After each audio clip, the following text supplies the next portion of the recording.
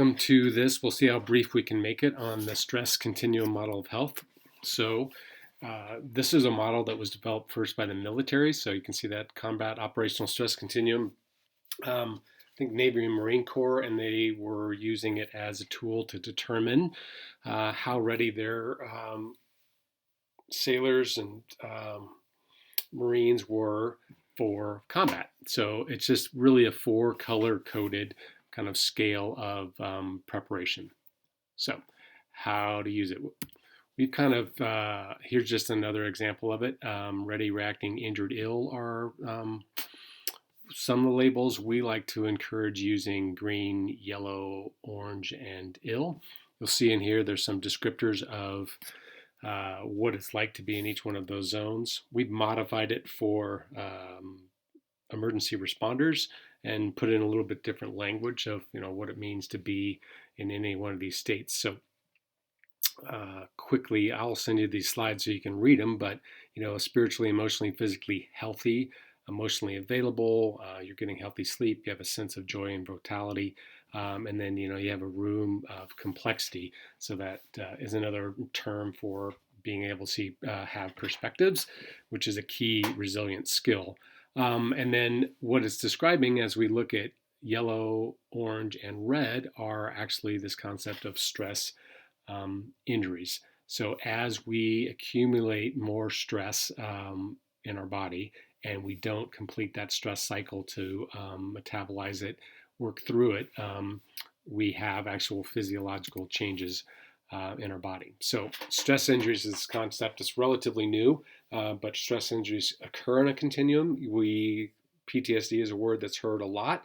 PTSD is a late changing and very severe variety of a stress injury, but all stress injuries have late or early and late indicators. Going back to that chart, we'll return.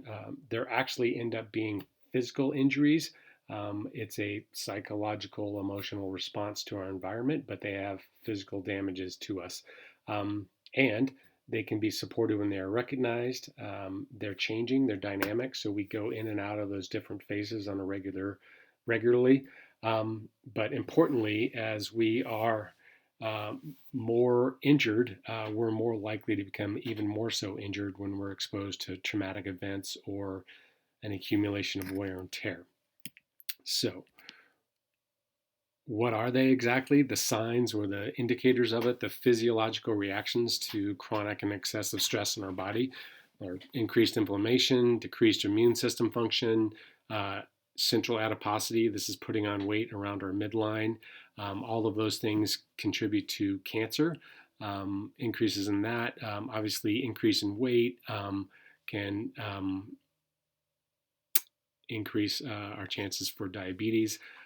So we have sleep disruption, and sleep disruption is twofold. One is just the accumulation of stress causes us to not sleep as well, but then that lack of that recovery of sleep is a contributor to actually high blood pressure, decreased immune function, increased inflammation, which you can see also leads to cardiac injuries. So all of these things are the physiological changes that can be attributed to increase in stress in our body.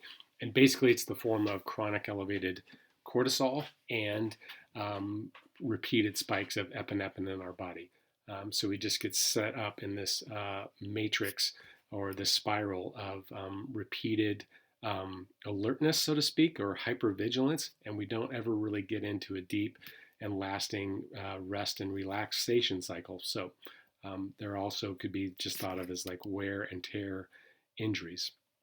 So what I'm speaking to you is kind of how this is evident in like emergency responders, military, and whatnot. But when we get into using that stress continuum, it's applicable to really anybody.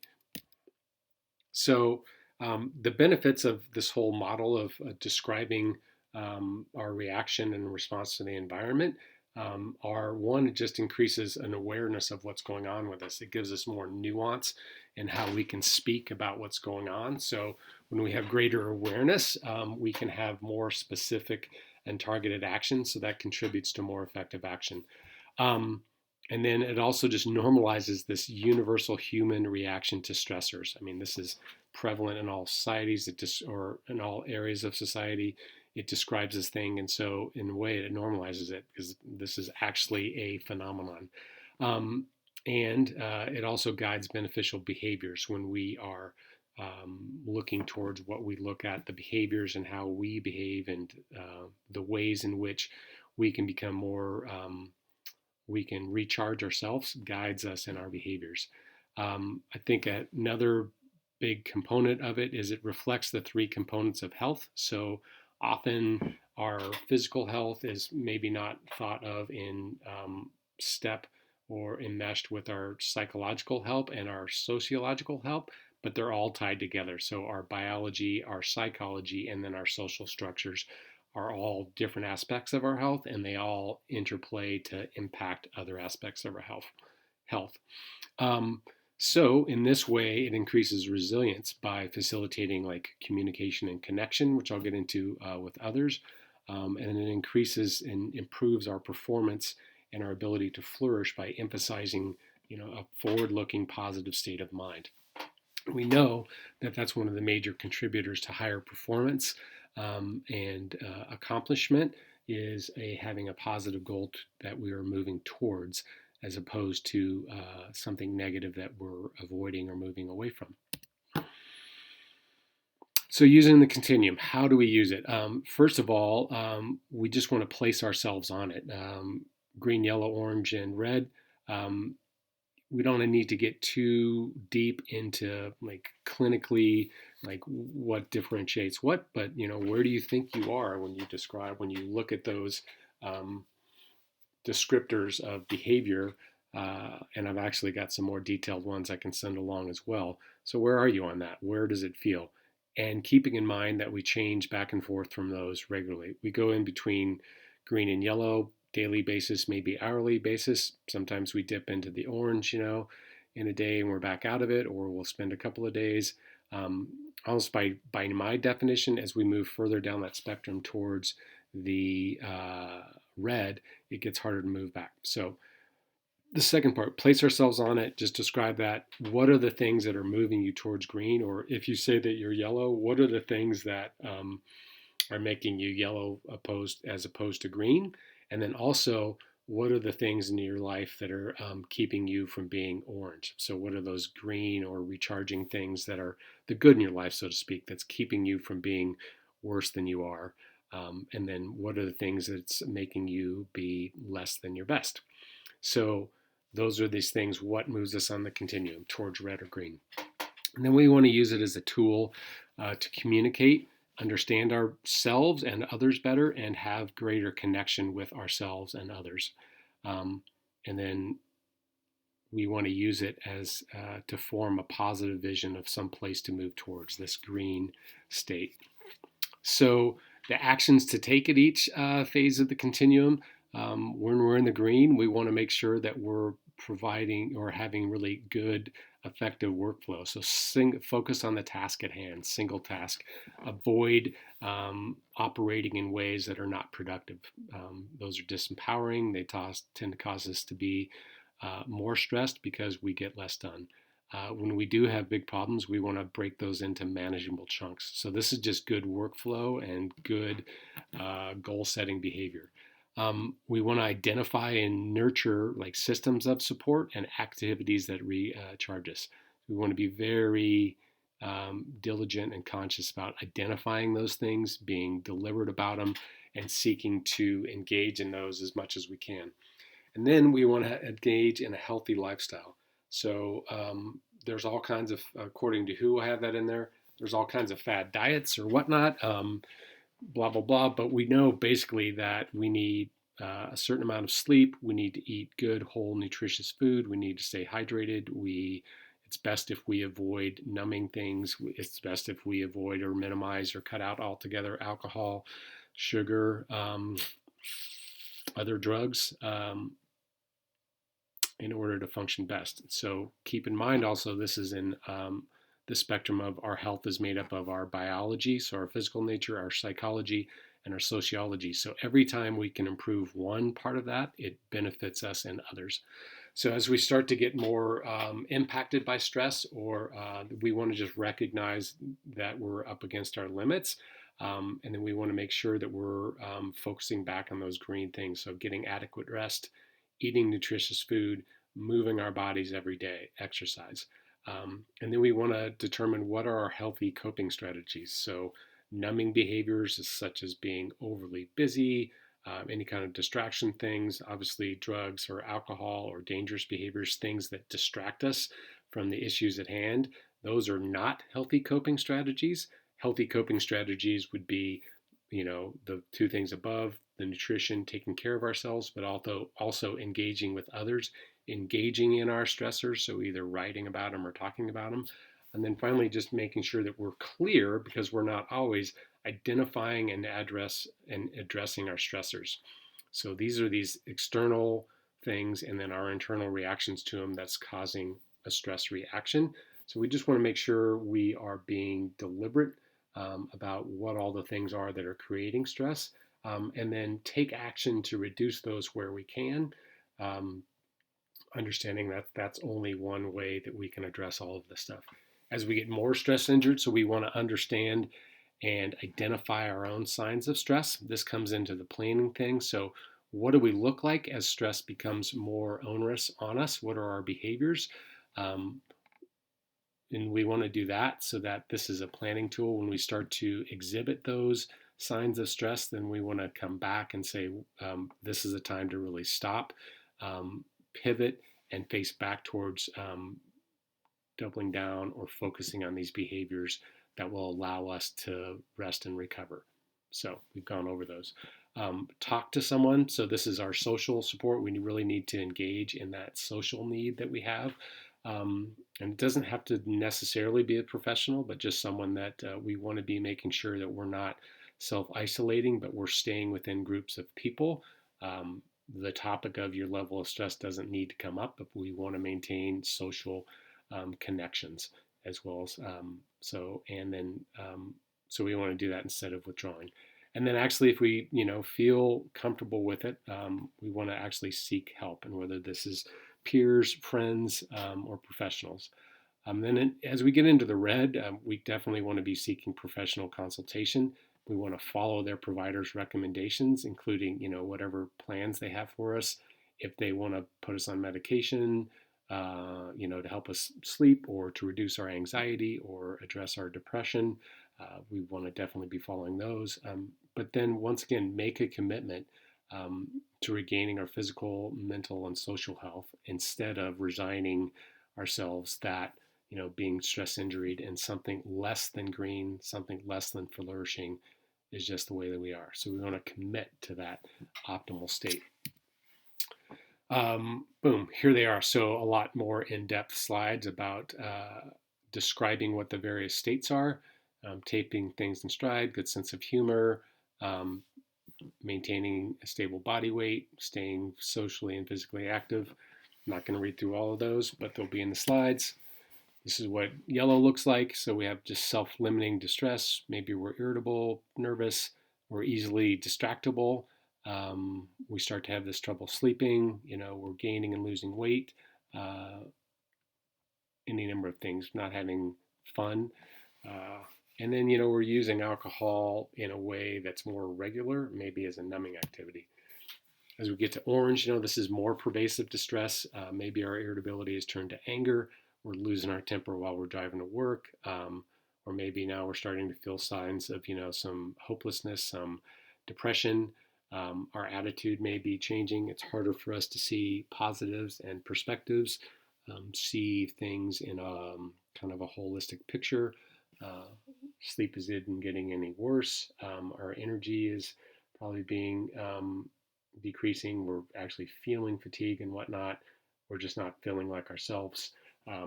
Maybe now where alcohol use is becoming harder or to control, or it's getting greater and greater, and then maybe we're looking to other drugs to numb that behavior. And then the red, so this is persistent and severe distress that's really hard. We're in a rut now. Everything is, our pattern of behavior is probably exaggerated. So you don't have to have all of these things, but maybe if your irritability turned to anger now, or feeling aggressive now and easily enraged, maybe that your flavor of it was anxiety, and that's gone from a little bit of anxiety to quite a bit, and now we're actually having panic attacks.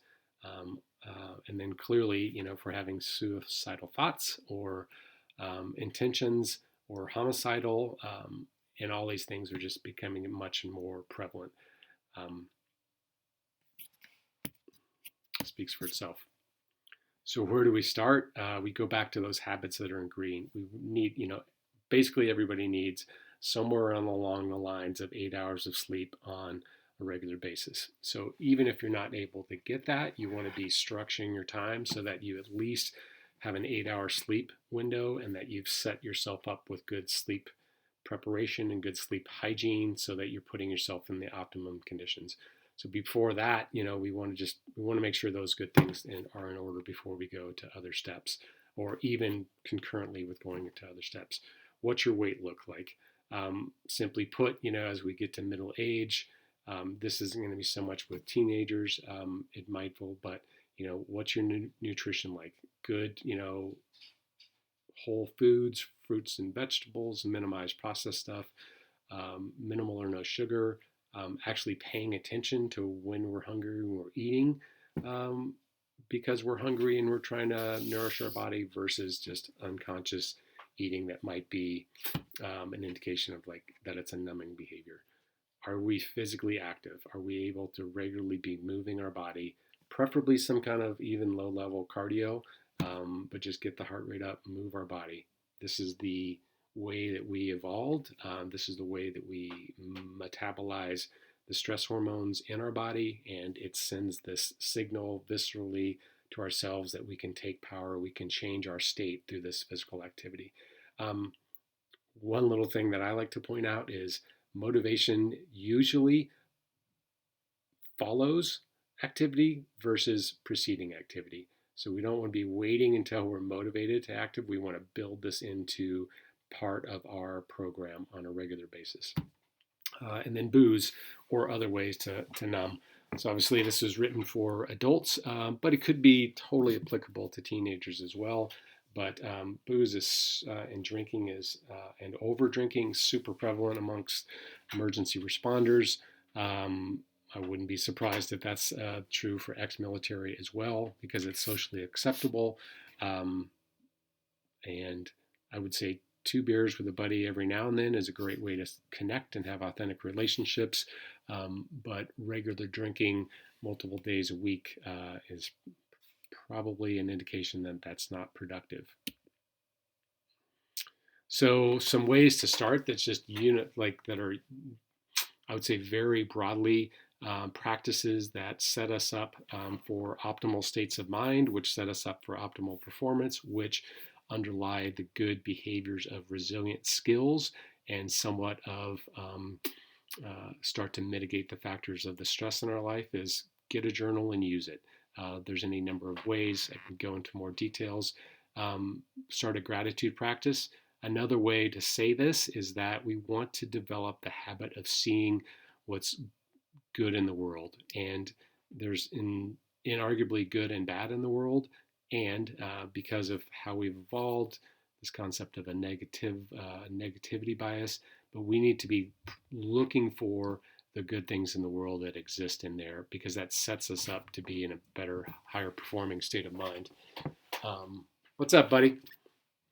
We want to be very purposeful about understanding what recharges us and what drains energy for us.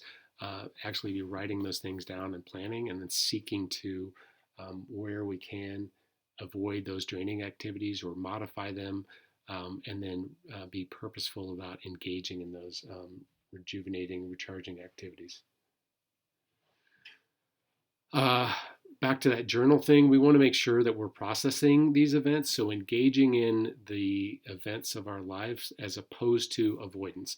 Avoidance is a really effective, legitimate, powerful, and short-term tactic that we can use. And it should be used in the short term and only in the short term, but in the long term, it's disempowering. It just sets us up for further dysfunction, and it's just this long, slow, painful decline.